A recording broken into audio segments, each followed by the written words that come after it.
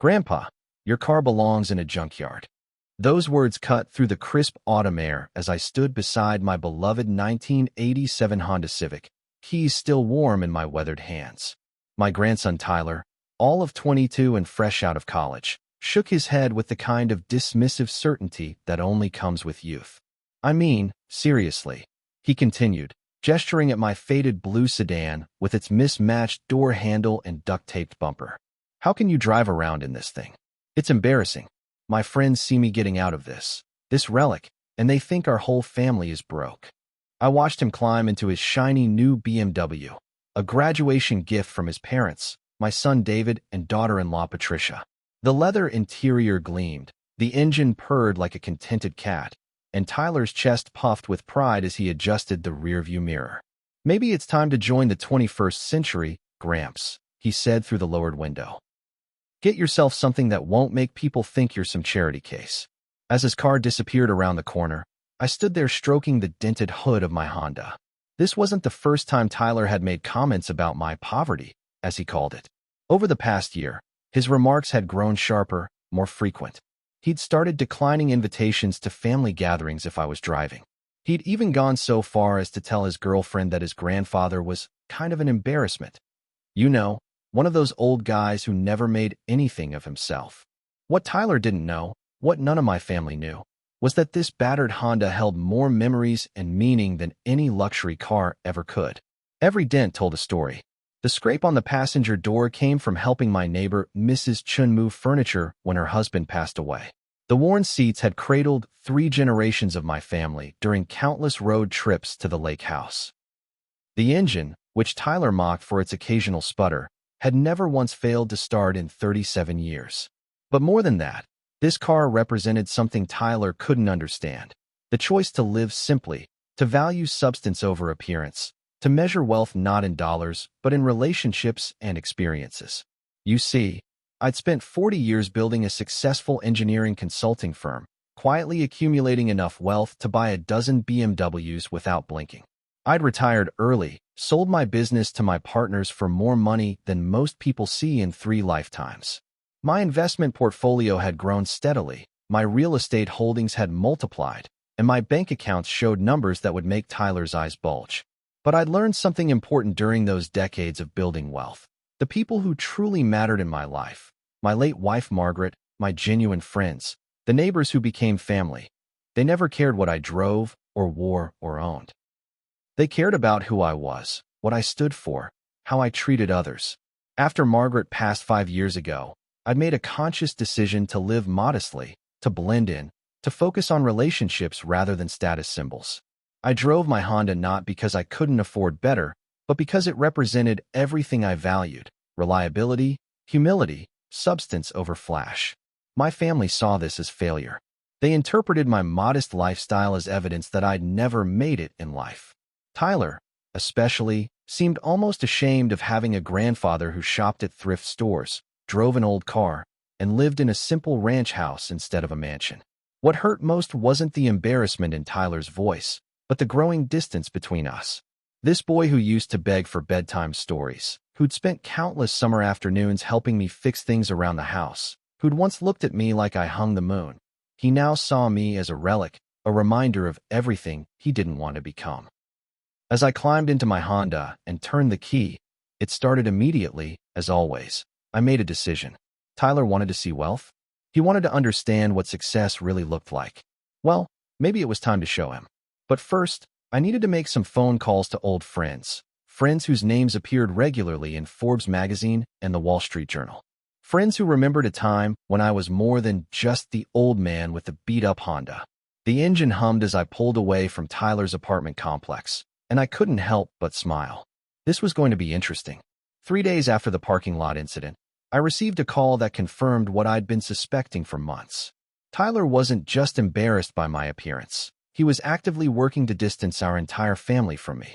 The call came from my longtime neighbor, Betty Rodriguez, whose daughter Maria worked as a server at the upscale restaurant where Tyler often took his girlfriend. "Harold," Betty said, her voice careful and concerned. "Maria overheard something last week that I think you should know about." I settled into my favorite armchair, the one Margaret had insisted we buy 30 years ago despite my protests about the cost. Now it was one of my most treasured possessions, worn smooth by decades of evening conversations and quiet reading. Tyler was at dinner with that girlfriend of his, Sarah, I think, and Maria heard him talking about you. He was, well, Harold, he was telling her that he wishes his family would just stop inviting you to things. He said having a grandfather who never amounted to anything was hurting his image with her parents. The word stung, but what came next was worse. He told Sarah that he's been trying to convince your son David to maybe encourage you to skip the upcoming family events. Tyler said he didn't want you at his engagement party because, and I quote, "I don't need my future in-laws thinking this is the kind of family they're marrying into." I thanked Betty and hung up, sitting in the gathering dusk of my living room. Through the window, I could see my Honda parked in the driveway, its blue paint faded but dignified in the evening light. An engagement party. Tyler was planning to propose to Sarah, and he wanted to exclude me, not because of anything I'd done wrong, but because of what I appeared to be. That evening, I did something I hadn't done in years. I pulled out my old phone book, the leather-bound address book Margaret had given me for our 25th anniversary, and started making calls. The first call went to Robert Chun, my former business partner who now ran a venture capital firm with over $2 billion in assets under management. We'd stayed in touch sporadically since I'd sold him my share of our engineering firm. "Harold." Robert's voice boomed through the phone. "How the hell are you, you old hermit? Still driving that Honda?" "Still driving her," I confirmed. "Robert, I need to ask you a favor." "Anything. You know that."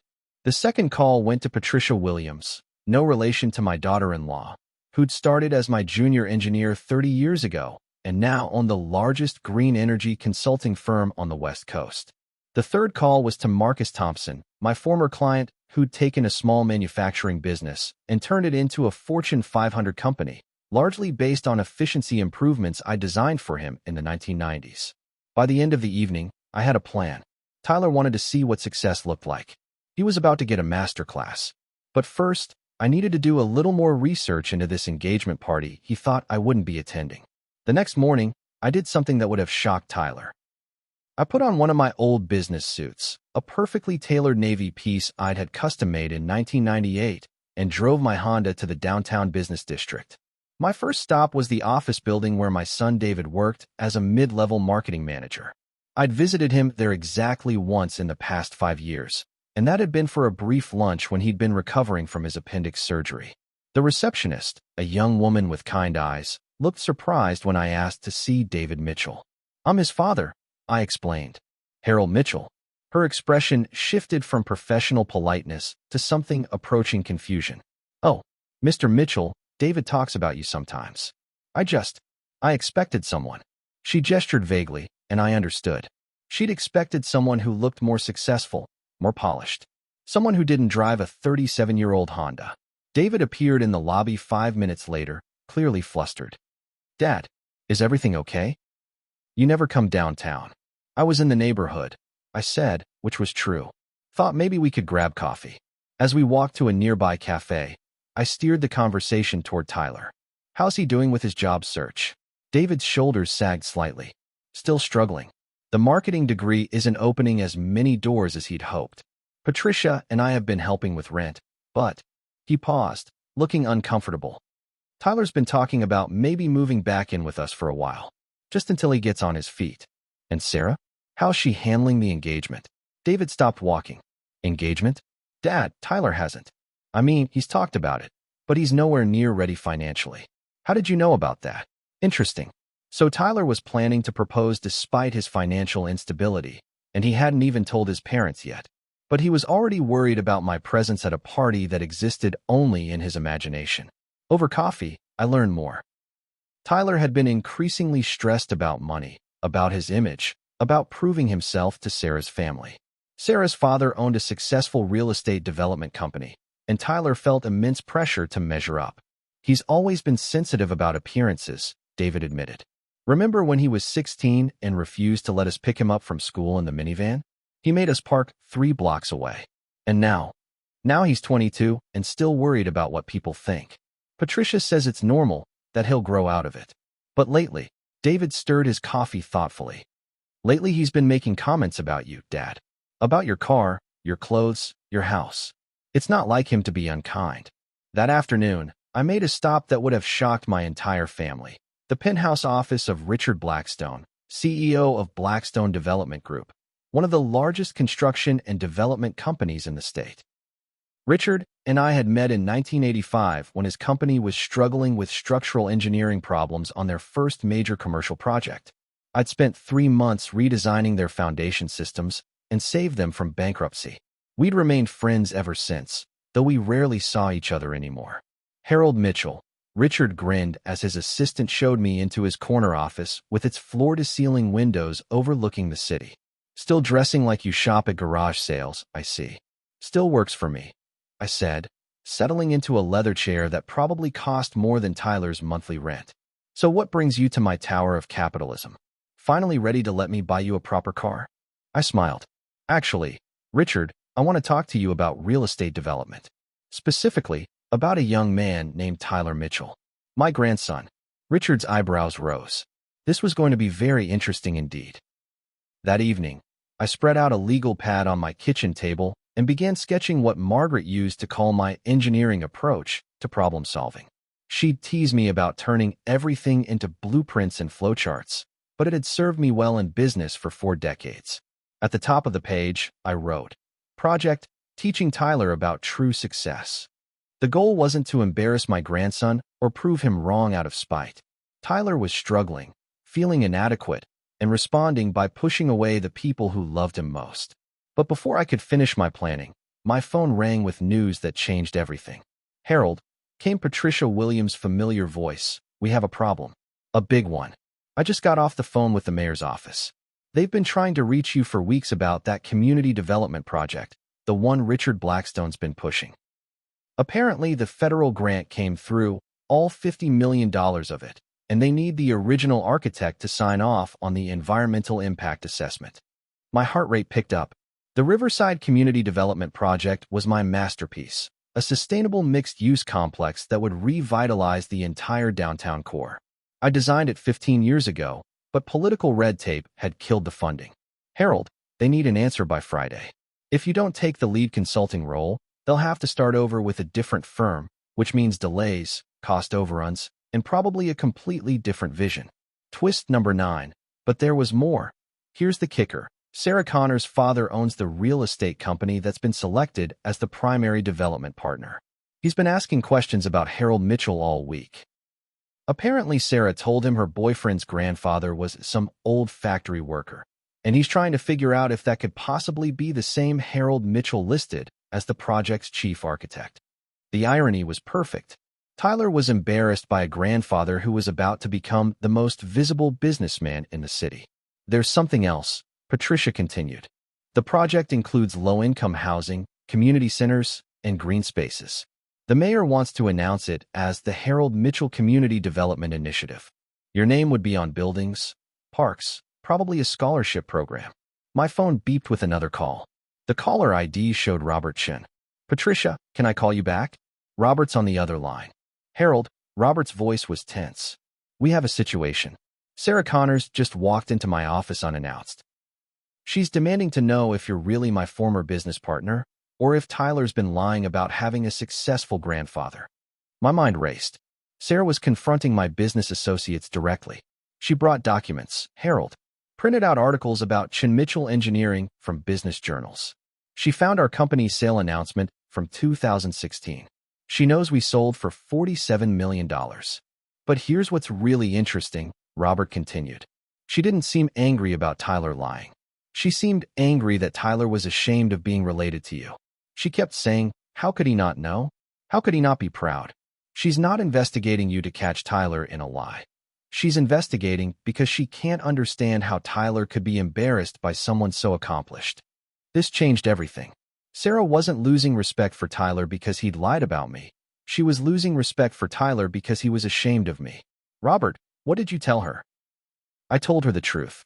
That you're one of the most brilliant men I've ever known.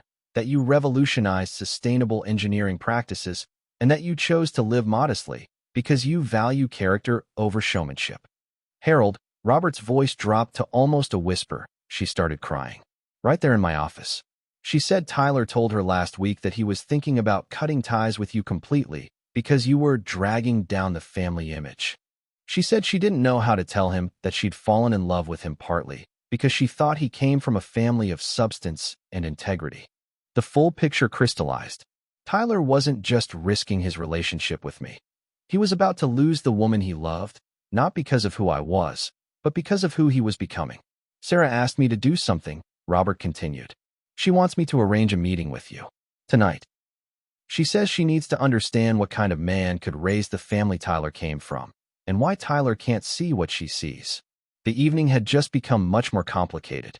In 2 hours, I'd be sitting across from Tyler's girlfriend, trying to help her save a relationship with a young man who was too proud to save it himself. Tuesday morning arrived with the kind of crisp clarity that made autumn my favorite season. I was drinking coffee in my kitchen when my doorbell rang at exactly 9 a.m. Patricia Williams stood on my doorstep looking every inch the successful CEO she'd become. Tailored charcoal suit, confident smile, and a handshake that could close million-dollar deals. "Harold Mitchell," she said, loud enough for my nosy neighbor Mr. Peterson to hear from his garden. "Thank you so much for agreeing to show me around town. My company's heard wonderful things about your expertise in local development opportunities." Mr. Peterson's head popped up like a prairie dog. In 30 years of living next door, he'd never seen anyone in a suit that expensive visit my modest ranch house. "Shall we take your car?" Patricia asked, gesturing toward my Honda with the kind of respect usually reserved for vintage Ferraris. I find that local vehicles give such a better feel for the community than rental cars. As we drove through town, Patricia kept up a running commentary that would have made Tyler's jaw drop. She talked about sustainable development principles I'd pioneered in the 1990s, engineering innovations that had become industry standards, and business strategies that had influenced her company's growth philosophy. "You know, Harold," she said as we stopped at a red light, "when people ask me who taught me the most about business leadership, I always tell them about this brilliant engineer I worked with early in my career. He taught me that true success isn't about impressing people. It's about solving problems that matter." Our first stop was the old Riverside Industrial Complex, a series of abandoned warehouses that the city had been trying to redevelop for years. Patricia walked the property with the focused intensity of someone evaluating a major investment. "This has incredible potential," she mused, taking photos and making notes. "Harold, what would you estimate for soil stability and foundation requirements?" For the next hour, I found myself back in my element, discussing load-bearing calculations, environmental impact assessments, and infrastructure requirements. It felt good to use that part of my brain again, to remember why I'd been successful in the first place. What I didn't know was that Tyler happened to work part-time at the coffee shop across the street from the industrial complex. And Tyler happened to be working the morning shift. And Tyler happened to glance out the window just as Patricia was shaking my hand and saying, "Harold, this consultation has been invaluable. I'll have my legal team draft a preliminary agreement for your review." Tyler's phone rang 30 minutes later as Patricia and I were touring the proposed site for a new community center. "Grandpa," Tyler's voice sounded uncertain. I thought I saw you downtown with some business lady, in a really expensive suit." "Oh, that's Patricia," I said casually. She needed someone to show her around town for a potential business investment. She was taking pictures of the old warehouse district. It looked professional. "Well, she runs a pretty big company. Sometimes people ask for my opinion on local development projects." There was a long pause. "People ask for your opinion? On business stuff?" "Sometimes." "What?" Another pause. "Nothing, I didn't know you knew about that kind of thing." After we hung up, Patricia grinned at me. "Phase 1 complete. Looks like it." Wednesday brought Robert Chin's turn in our carefully orchestrated performance. His meeting with Morrison Real Estate was scheduled for 2 p.m., and Sarah was assigned to their team as a junior associate. I spent the morning doing something Tyler would never have expected. Reviewing investment portfolios with my financial advisor, discussing charitable foundation distributions, and approving the quarterly reports from the property management company that handled my real estate holdings. At 2:30, my phone rang. "Mr. Mitchell?" Sarah's voice was breathless with excitement. "This is Sarah Connors, Tyler's girlfriend. I hope it's okay that I'm calling you directly." "Of course, Sarah. What can I do for you?" Well, I just met with this incredibly wealthy investor, Robert Chin from Chin Capital Ventures, and when he heard my boyfriend's last name was Mitchell, he got really excited. He said he knew a Harold Mitchell who was one of the smartest engineers he'd ever worked with. He said you two built a business together that made millions. I could practically hear Tyler in the background, probably gesturing frantically. He wants to know if you'd be interested in consulting on some local projects. And he invited Tyler and me to his son's engagement party next weekend. He said any grandson of Harold Mitchell was welcome in his home. That's very kind of Robert, I said. He's a good man. Mr. Mitchell, Grandpa Harold, Tyler's been telling me that you were just, a regular factory worker. But this man was talking about you like you're some kind of business legend. I smiled, picturing Tyler's confusion and growing panic. Well, Sarah, sometimes people see different sides of the same person. The best part was yet to come. Section 6. Public exposure, 900 words. Saturday evening arrived with the kind of crisp November air that made me grateful for my warm Honda's reliable heater. Tyler and Sarah had spent the entire week in a state of barely controlled confusion, asking subtle questions about my past, my friends, and my mysterious consulting work. Tyler had even gone so far as to Google Harold Mitchell engineer, only to discover that there were 17 Harold Mitchells in our state, and he had no idea which one might be his grandfather, or if any of them were. Robert Chin's engagement party was being held at the Riverside Country Club, the most exclusive venue in our city. Tyler had borrowed a suit from his roommate and spent an hour styling his hair. Sarah wore a dress she'd bought specifically for the occasion, terrified of making a bad impression on the wealthy investors she'd be meeting. They picked me up at 6 p.m., and I could see Tyler's internal struggle as I climbed into the back seat of his BMW wearing my best dark suit, the same one I'd worn to board meetings in my corporate days. Grandpa, Tyler said as we drove, Sarah told me about this Robert Chin guy. He really knows you. We've been friends for about 30 years, I said simply. And he's really wealthy. Robert's done very well for himself. What Tyler didn't know was that Robert and I had spent an hour that afternoon coordinating the evening's revelations. Nothing would be exaggerated or untrue, simply presented in its full context for the first time. The country club's valet parking area buzzed with luxury cars, Mercedes, BMWs, Audis, and several vehicles that probably cost more than Tyler's annual salary. As we approached the entrance, I could feel Tyler's nervousness increasing. Mr. Mitchell, Robert Chin's voice boomed across the elegant lobby as he strode toward us with arms outstretched. Harold, you magnificent bastard, you actually came. The embrace Robert gave me was warm and genuine, the greeting between old friends who'd been through battles together. Several well-dressed guests turned to look, curious about who commanded such enthusiasm from their host. Tyler, Sarah, Robert continued, turning to my companions, I cannot tell you how honored I am to finally meet Harold's family. Your grandfather is a legend in business circles. Tyler's mouth opened slightly. A legend? Sarah didn't tell you? Robert laughed. Harold here taught me everything I know about strategic thinking. We built Chin Mitchell Engineering from nothing into a multi-million-dollar firm back in the 80s and 90s. When Harold decided to retire and sell me his shares, he whistled low. Let's just say he could buy half this country club if he wanted to. I watched Tyler's face cycle through confusion, disbelief, and dawning realization. His grandfather, his poor grandfather with the beat-up Honda, had been a millionaire all along. But, Tyler stammered. But your car, your house. Son, Robert said with a knowing smile. The wealthiest people I know are often the ones who have nothing left to prove. Your grandfather taught me that success is about freedom, not flash. The evening's revelations were just beginning. As Robert led us into the main reception hall, we were intercepted by Patricia Williams, who greeted me with the warmth reserved for mentors and old friends. Harold, I was hoping you'd be here. She turned to Tyler and Sarah. You must be incredibly proud of your grandfather. His engineering work revolutionized sustainable development practices across 3 states. Before Tyler could respond, Marcus Thompson appeared, all 6'3" of him, with his distinctive silver beard and the kind of presence that commanded boardrooms. Harold Mitchell, Marcus said, clasping my hand with both of his.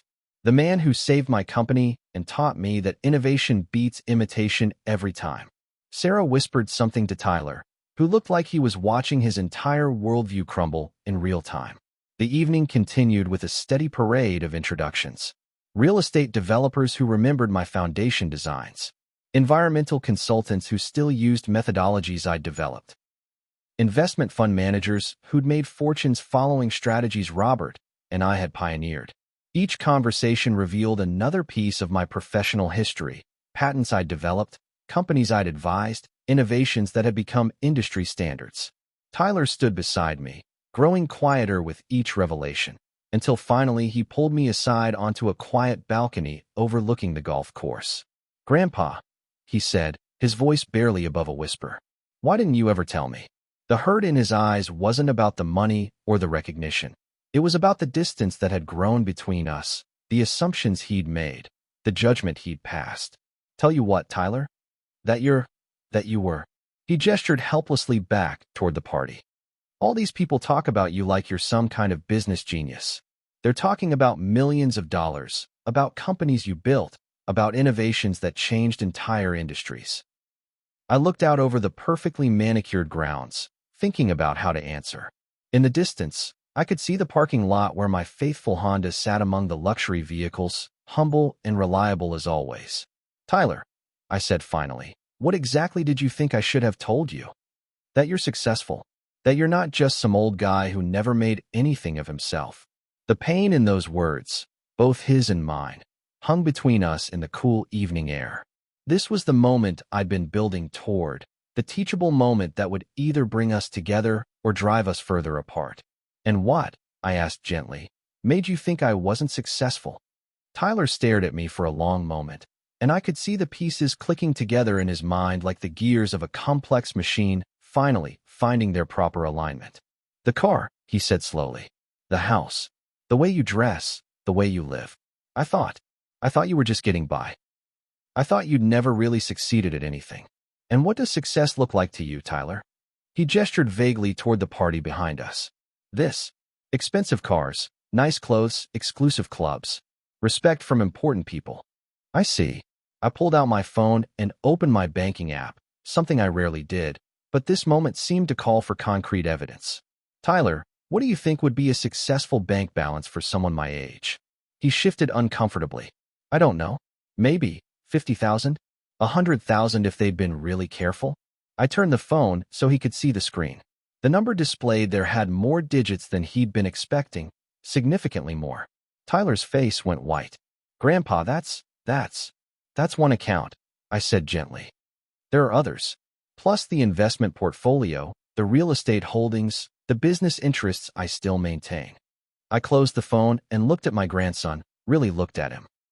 He was 22, struggling to find his place in the world, terrified of not measuring up to expectations he'd created for himself and others. "Tyler, do you want to know why I drive that Honda?" He nodded, speechless. "Because it runs perfectly, gets excellent gas mileage, and has never let me down. Because I bought it the year you were born, and every mile on that odometer represents a memory, driving to your soccer games, taking you fishing, teaching you to drive in empty parking lots." I paused, watching his expression soften. I could buy a Ferrari tomorrow. I could buy 10 Ferraris. But that Honda represents something more valuable than status. It represents substance. It represents the man I choose to be rather than the image I feel pressured to project. Tyler sank into one of the balcony chairs, his head in his hands. "I've been such an ass, haven't I?" "You've been a young man trying to figure out who you are and what matters," I corrected. "That's not a character flaw, Tyler. That's being human.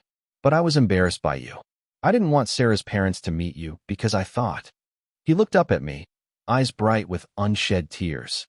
"God, Grandpa, I'm so sorry. Tyler, do you know why I never talked about money or business success?" He shook his head. "Because I wanted you to know me, the real me. Not my bank account, not my past achievements, not my professional reputation. I wanted you to love your grandfather, not some successful businessman who happened to be related to you." Through the glass doors, we could see Sarah talking animatedly with Patricia Williams, probably discussing business development strategies. The sight made Tyler smile despite his emotional turmoil. "Sarah's going to be insufferable after this," he said. "She's been networking all night." I think she's already gotten 3 job offers. Sarah's smart and ambitious. She recognizes opportunity when she sees it. Yeah, and I've been. Tyler paused, processing. I've been so focused on what I thought I needed to prove that I missed what was right in front of me. The balcony door opened, and Robert Chin stepped outside. Sorry to interrupt, he said. But Tyler, I wanted to talk to you about something. Sarah mentioned you're looking for marketing opportunities. Tyler straightened, suddenly aware that this conversation could change his life trajectory. My company's expanding into digital marketing for sustainable development projects. We need someone young, someone who understands both traditional marketing and social media engagement. Someone who comes from a family that understands the importance of substance over flash. I watched Tyler process this offer, a real job opportunity from a Fortune 500 company, offered not despite his connection to me, but because of it. The salary would be comfortable, Robert continued. Enough to support a young family, if that's in your future plans. And there's room for growth for someone willing to learn. Tyler looked at me, then back at Robert. Mr. Chun, I'd be very interested. Good. Email me Monday. Your grandfather has my contact information. After Robert left, Tyler and I sat in comfortable silence for a few minutes, watching the stars appear in the clear night sky. Grandpa, yes. Can you teach me how to be successful the right way? I smiled. I thought you'd never ask. 2 weeks later, Tyler showed up at my house on a Sunday morning carrying 2 cups of coffee and wearing an expression I hadn't seen since he was 12. Genuine curiosity mixed with humble determination. I've been thinking, he said, settling into the kitchen chair across from me. About success, about image, about what really matters. I sipped my coffee and waited. Some conversations need to unfold naturally. I started the job at Robert's company last week, Tyler continued. Did you know that 3 different people told me I was lucky to be Harold Mitchell's grandson? Not because of money or connections, but because of your reputation for integrity. How's it going? It's incredible, Grandpa. Really incredible. The work is challenging, the people are brilliant, and I'm learning more in a week than I learned in 4 years of college. He paused, looking out my kitchen window at the Honda parked in the driveway. But that's not why I'm here. Tyler reached into his jacket and pulled out a small velvet box. I'm going to propose to Sarah next weekend. My heart swelled with pride and joy. Tyler, that's wonderful news. I want to do it right, he said. No fancy restaurant. No grand gestures designed to impress other people. Just us, somewhere meaningful, somewhere real. What did you have in mind? Tyler smiled, the first completely genuine smile I'd seen from him in years. I want to take her to the lake house. In your Honda. I want to propose to her in the place where you taught me to fish, where you told me stories about Grandma Margaret, where I learned what real family means. The lake house. Margaret and I had built it 40 years ago as our weekend retreat, and it had become the centerpiece of our family gatherings. Tyler had spent countless summer weekends there as a child, learning to swim, catching fireflies, helping me repair the old dock. You're sure about the Honda? I asked. It's a 2-hour drive, and the heater makes that weird noise. Grandpa, Tyler said seriously, I've been driving a BMW for 6 months, and you know what I've realized? It's just a car. It gets me from point A to point B, same as any other vehicle. But your Honda has character. It has history. It has meaning. He leaned forward, his expression intense. I want Sarah to understand who I really am, who I want to become. I want her to know that I value substance over appearance, that I've learned the difference between success and showmanship. And if she says no? Tyler laughed. Grandpa, she's been planning our wedding since our 3rd date. She's not saying no. But even if she did, I'd rather be rejected for who I really am than accepted for who I'm pretending to be. We spent the morning going through old photo albums, Tyler asking questions about my business years, my relationship with Margaret, the decisions that had shaped my life. For the first time in years, he seemed genuinely interested in my stories, not as ancient history, but as wisdom he could learn from. Can I ask you something? Tyler said as we were cleaning up lunch dishes. Why did you really never remarry after Grandma died? The question caught me off guard. What makes you ask that? At the party, I saw how people looked at you, not just with professional respect, but with personal admiration. Patricia Williams kept mentioning how much she'd learned from you about leadership and character. You could have had your pick of companions. I dried the last dish and put it away, thinking about how to answer. Tyler, When you've had a truly great love, the kind of partnership your grandmother and I shared, you don't look to replace it. You carry it with you, and you honor it by becoming the kind of person they helped you become. He nodded slowly. Is that why you live so simply? To honor her memory. I live simply because it brings me peace. Because I've learned that the things that matter most, family, friendship, integrity, purpose, can't be bought or displayed or impressed upon others. They have to be lived, day by day, choice by choice. If this story got you thinking, go ahead and hit that like button. Don't forget to subscribe for more real stories that hit deep, and tap the bell so you don't miss what's coming next. And hey, if you know someone who needs to hear this one, share it with them. Thanks for watching.